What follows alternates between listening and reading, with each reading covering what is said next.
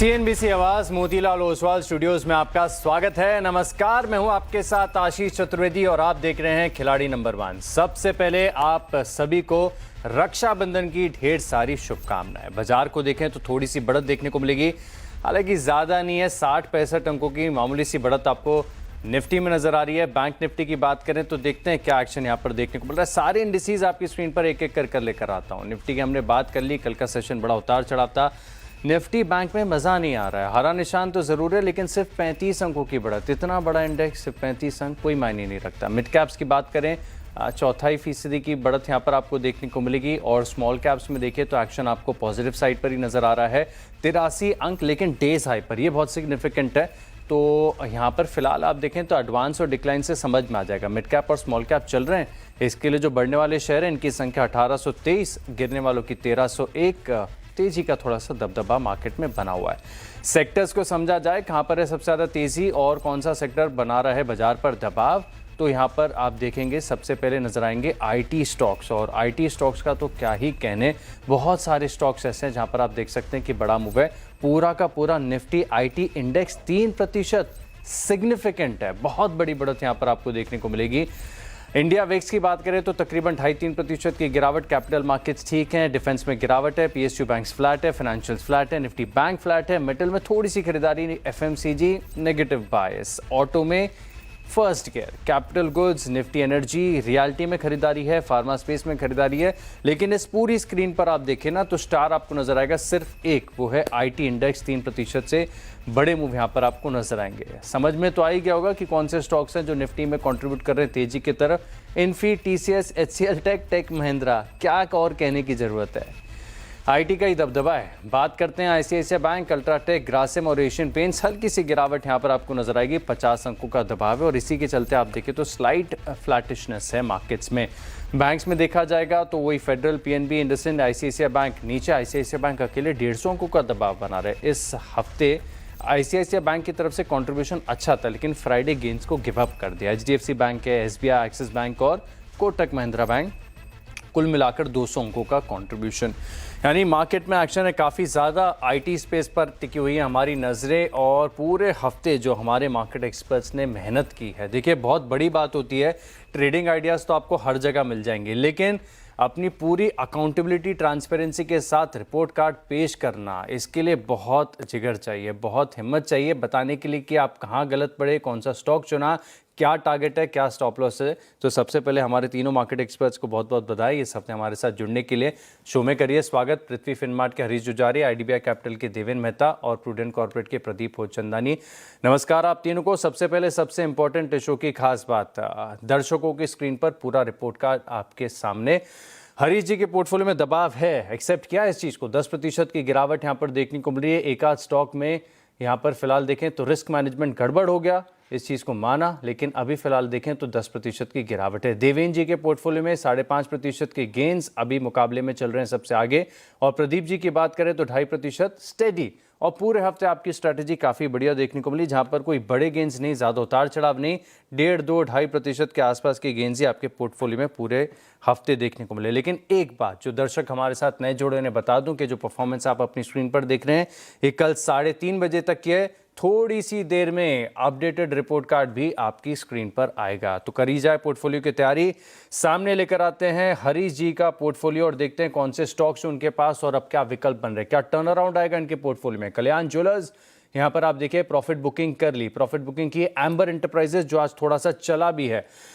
Hyundai Motors यहाँ पर exit कर लिया। कोचिन शिपयार्ड, इसको एग्जिट कर लिया। एम्बर एंटरप्राइजेस सर किस भाव पर आपने प्रॉफिट बुकिंग की, इसके बारे में थोड़ा सा बताएं। और अभी फिलहाल आपका पोर्टफोलियो खाली है। एम्बर एंटरप्राइजेस कल भी चला था, आज हालांकि थोड़ा सा ऑफाइज ही हो गया, कोई दिक्कत की बात नहीं।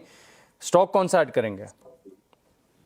बिल्कुल आशीष जी, देखा है तो देखिए हमने जो भी स्टॉक्स दिए थे बिल्कुल यहाँ पे स्पेशली हमने एथर एनर्जीज की बात किया था। एथर एनर्जीज ऑलमोस्ट 8% अप है। हमने जब से इनिशिएट किया वहां से 10% अप है। तो जो भी इन्वेस्टर्स, जो भी ट्रेडर्स है यहाँ पे खरीदा हुआ है, उनको बिल्कुल यहाँ प्रॉफिट बन रहा होगा। तो उनको अभी मुझे लग रहा है कि यहाँ पे प्रॉफिट बुकिंग किया जा सकता है, और लॉन्ग टर्म सेटअप के हिसाब से अभी भी तेजी है, उनको बने रह सकते हैं। हो सकता है कि ये स्टॉक में और तेजी आने वाले दिनों में देखने मिल सकती है। बिल्कुल, आज के लिए मेरा में क्लोज रडार है पे ना? पहला जो स्टॉक है रहेगा रेडिंगटन। अगर देखा है तो chart setup clearly high top high bottom intact है, और आज वॉल्यूम भी अच्छा खासा गेन होते हुए नजर आ रहा है।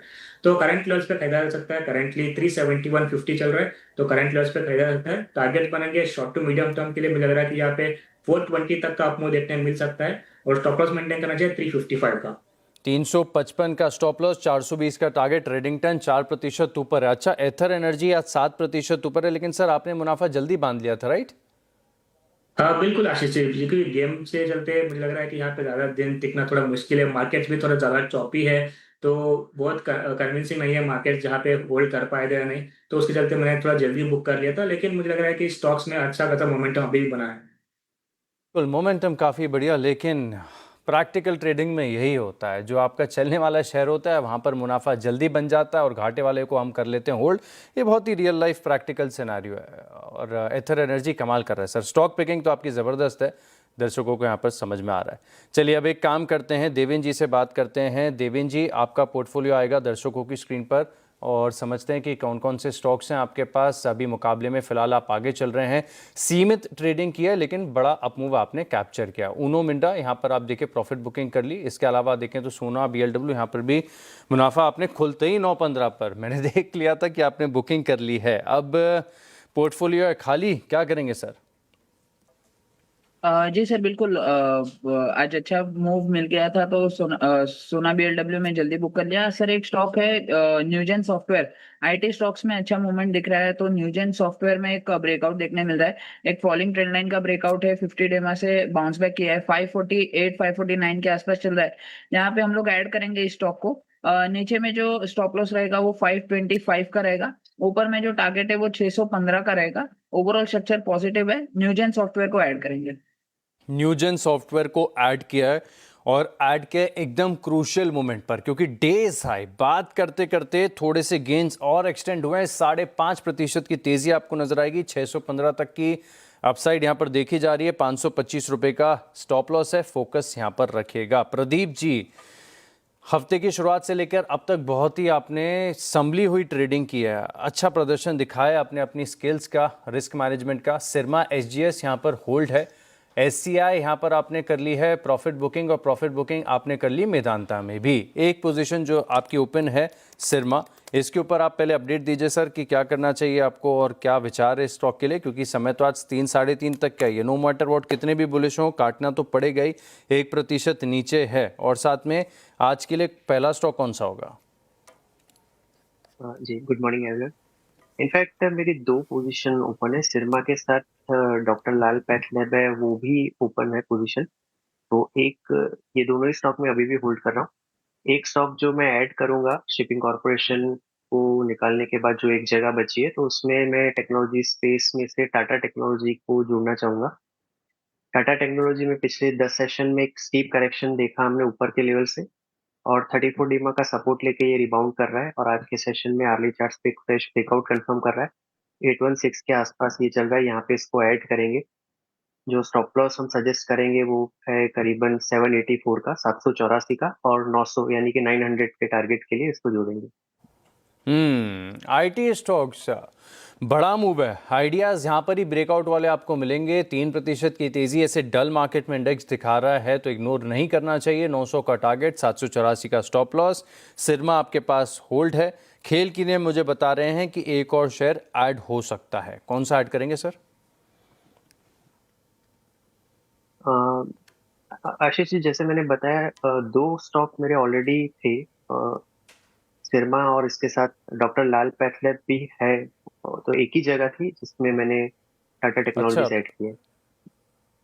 अच्छा, डॉक्टर लाल पैथ भी है, कोई बात नहीं। मैं फिर एक काम करता हूँ ना, क्योंकि हम बात ही कर रहे हैं, थोड़ा कन्फ्यूजन हो गया, तो दर्शकों को एक बार दिखा देता हूँ आपका पोर्टफोलियो कैसा है। डॉक्टर लाल पैथ भी आपका ओपन है ना? सिरमा पर व्यू दिया, डॉक्टर लाल पैथ पे आपने वो व्यू नहीं दिया सर, उसका क्या करेंगे? जी जी, तो दोनों ही स्टॉक ओपन है। शिपिंग कॉर्पोरेशन सुबह मैंने बुक किया है, तो ये दोनों ही स्टॉक अभी भी मैं होल्ड कर रहा हूँ। ड्यूरिंग द डे रिव्यू करेंगे अगर इनमें से किसी को निकाल के और ऐड कर सकते हैं कि नहीं, पर for the timing doctor Lal pathlab, Syrma और टाटा टेक्नोलॉजीज, ये अभी मेरा पोर्टफोलियो है एज ऑफ। अच्छा, ऑल राइट, ठीक बात है, आपकी तैयारी होगी पूरी, अब आप करिए रिलैक्स सर। और देख रहा हूँ आपने शायद रक्षाबंधन भी बना लिया है, तो बढ़िया ही है। अब चलते हैं देवेंद्र जी के पास। देवेंद्र जी, क्या विचार है सर, दूसरे स्टॉक के लिए वेट ही करोगे आप तो? नहीं सर, फॉर अ चेंज आज ऐड करेंगे एक और स्टॉक, जो हिसाब से health care stock, pharma stocks में तेजी है और उसके साथ साथ आईटी स्टॉक्स में तेजी भी दिख रही है। तो इंडिजिन लिमिटेड हम लोग ऐड करेंगे। हेल्थ केयर टेक्नोलॉजी रिलेटेड ही स्टॉक है। 580 के आसपास अभी ट्रेड कर रहा है, एक रेंज ब्रेकआउट के आसपास ही काउंटर अभी ट्रेड कर रहा है। तो इस लेवल पे ऐड करेंगे हम लोग। नीचे में जो स्टॉप लॉस रहेगा वो 564 का रहेगा। ऊपर में जो टारगेट है इसमें ये हमें 620 के देखने मिल सकते हैं। तो ओवरऑल स्ट्रक्चर अच्छा है, एक रेंज ब्रेकआउट के आसपास ट्रेड कर रहा है। तो इंडिजिन लिमिटेड को हम लोग ऐड करेंगे। ऑल राइट, पूरे हफ्ते में आपसे पूछता रहा कि कौन सा स्टॉक ऐड करेंगे, तो आपने कहा कि वेट करेंगे। आज हफ्ते के आखिरी कारोबारी दिन मुझे लगा कि आप ट्रेंड को फॉलो करेंगे, आप वेट करोगे, तो आपने स्टॉक ऐड कर दिया। इंडिजीन नज़र रखेंगे, 620 का टारगेट, 564 रुपये का स्टॉप लॉस, और आगे चल रहे हैं। सही समय आपका, जो स्टॉक पिक कर रहे हैं बढ़िया मुनाफा हो रहा है, अच्छी बात है। अब चलते हैं सर के पास, और क्या करेंगे हरीश जी, आप दूसरे स्टॉक के लिए वेट करना है या ऐड करना है? अरे आशीष जी, मैं थोड़ा वेट करना चाहता हूँ स्टॉक में, क्योंकि बहुत सारे स्टॉक्स में तो ब्रेकआउट देखने मिल रहा है, लेकिन अभी भी कोई कंफर्मेशन नहीं आ रहा है। तो उसके लिए मैं थोड़ी देर के लिए वेट करना चाहता हूँ। तो थोड़ी देर में नेक्स्ट स्टॉक जो इनिशिएट करने की कोशिश करूँगा। ऑल राइट, तो वेट एंड वॉच की रणनीति यहाँ पर अपनाएंगे। और इसी के साथ आप देखें तो हमारे जो पोर्टफोलियो है उसकी तैयारी पूरी हो चुकी है। अब एक काम करते हैं, बहुत ही छोटे से ब्रेक के लिए रुक रहे हैं, लेकिन ब्रेक के बाद आज का धमाकेदार डेब्यू, टेम्सन्स डबल पर लिस्टिंग हुई है, टेम्सन इंस्ट्रूमेंट्स की। और ब्रेक के बाद हम कंपनी के एमडी मिस्टर विनय राठी से बातचीत करेंगे लिस्टिंग के ऊपर, ग्रोथ आउटलुक के ऊपर, बस एक छोटे से ब्रेक के बाद।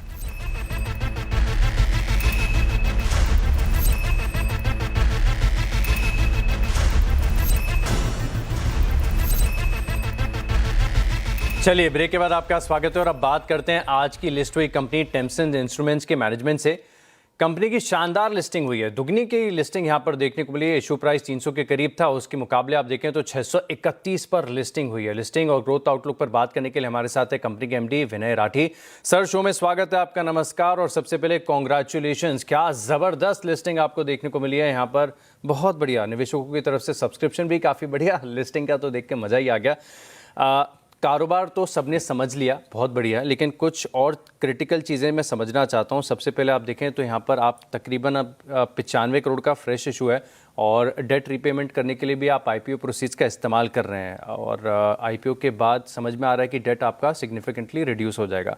किस प्रकार की इंटरेस्ट कॉस्ट सेविंग यहाँ पर आप देख रहे हैं नंबर्स में, और इससे रेशियोज़ में कैसा इंप्रूवमेंट होगा? धन्यवाद सभी को। जिस तरह की लिस्टिंग हुई है वो तो एक्स्ट्राऑर्डिनरी है, तो इट इज़ रियली ओवरवेलमिंग। मतलब कंपनी एक लिमिटेड शेयर होल्डर से अब 1 लाख प्लस शेयर होल्डर्स हो गए कंपनी के, तो we are really overwhelming. Thank you everyone and all the new share holders. और before I answer your question, कि मतलब हमारा कमिटमेंट रहेगा कि कंपनी को आगे ग्रोथ के लिए अग्रसर करना। And regarding your question about the interest rate, so I think about 60 crore rupees, 65 crore rupees का हमारे पास में जो लोन था वो हम चुका देंगे, तो interest rate would be around 7.5% type था, तो उसका जो भी रहेगा तो that would be directly adding to the bottom line. So yeah. बिल्कुल, बहुत बढ़िया। और इनफैक्ट मैं देख भी रहा था, क्योंकि आपका ना कारोबार ही इतना खास है, जितना पढ़ रहे हैं उतना मज़ा आ रहा है, और बहुत सारी इंडस्ट्रीज़ को दे रहे हैं। अच्छा, ये बात है कि अगर क्लाइंट कॉन्सेंट्रेशन में देखूं तो बिल्कुल है ही नहीं, आप इतने वेल डाइवर्सिफाइड हैं, ना कि सिर्फ कंपनीज़ के बीच में, अक्रॉस इंडस्ट्रीज़ में भी है। तो क्योंकि इतनी सारी इंडस्ट्रीज़ के साथ आपका काम काज है, तो थोड़ा सा एक ब्रॉडर पर्सपेक्टिव भी आपसे ले लेता हूँ कि केपेक्स की साइकिल फिलहाल प्राइवेट बेसिस पर कैसी देखने को मिल रही है, स्ट्रॉन्गेस्ट डिमांड कहाँ पर है? सर, ऐसा है कि ये बिज़नेस की ब्यूटी ऐसी है कि ये टेम्परेचर सेंसर सभी तरह की इंडस्ट्री में काम आते हैं। और इसमें एक तो केपेक्स साइकिल्स के हिसाब से जो हम प्रोजेक्ट बिजनेस करीबन 70% करते हैं, और बाकी बैलेंस करीबन 30% हमारा बिजनेस रिप्लेसमेंट बिजनेस से है। और क्या केपेक्स साइकिल भी अगर अपन देखें तो we are working with all kind of industries, भले steel, cement, power, petrochemical, glass, plastics, तो सभी तरह के कंपनी के साथ काम करते हैं, तो किसी एक केपेक्स साइकिल पे डिपेंडेंट नहीं है हमारे आउटपुट। और आज के दिन पे अपन देखें तो there is lot of power plants which are coming up, और कुछ न्यूक्लियर प्लांट्स भी नए आ रहे हैं जो कुडमकुलम वगैरह और काइगा में। और जो नेक्स्ट चीज़ है कि अभी अगर ये जियोपॉलिटिकल सिचुएशन जैसे भी बेटर होती है तो there would be a lot of development activities in the Middle East side. तो हमको लगता है कि ये काफ़ी एक ग्रोथ इंजन रहेगा कंपनी के लिए, तो इसलिए काफ़ी अच्छा पॉजिटिव आउटलुक है इन तरह की इंडस्ट्रीज़ की तरफ से। अच्छा, प्रोडक्ट मिक्स और डाइवर्सिफिकेशन पर बातचीत कर लेता हूँ। टेम्परेचर सेंसर्स ये तो आपका कोर है, ये तो निशा अनडिस्प्यूटेड है, लेकिन इसके अलावा अगर आप देखें तो इलेक्ट्रिकल हीटिंग सोल्यूशन है, स्पेशलाइज्ड केबल्स हैं, यहाँ पर भी ग्रोथ आपकी काफ़ी बढ़िया देखने को मिली। आगे जाके अगले 2 से 3 साल में किस प्रकार के स्प्लिट आप टारगेट करके देख रहे हैं? सर, हम सिमिलर स्प्लिट ही देख रहे हैं। एक और जो इम्पॉर्टेंट चीज़, 2 इम्पॉर्टेंट चीज़ मैं आपको बोलना चाहूँगा। कंपनी अभी जो काम कर रही है मोस्टली हैवी इंडस्ट्रीज़ के साथ काम कर रही है, बट आगे चल के हमको काफ़ी OEM टाइप के कस्टमर्स जो अपनी मशीनों के साथ हमारे प्रोडक्ट लगा के दे रहे हैं, एक तो उस तरह की ग्रोथ हमको लगता है कि और ज़्यादा होगी ओवर एंड अबव द, मतलब जो ट्रेडिशनल हमारा हैवी इंडस्ट्री बेस्ड बिजनेस जो कि प्रोजेक्ट बिजनेस या रिप्लेसमेंट बिजनेस है।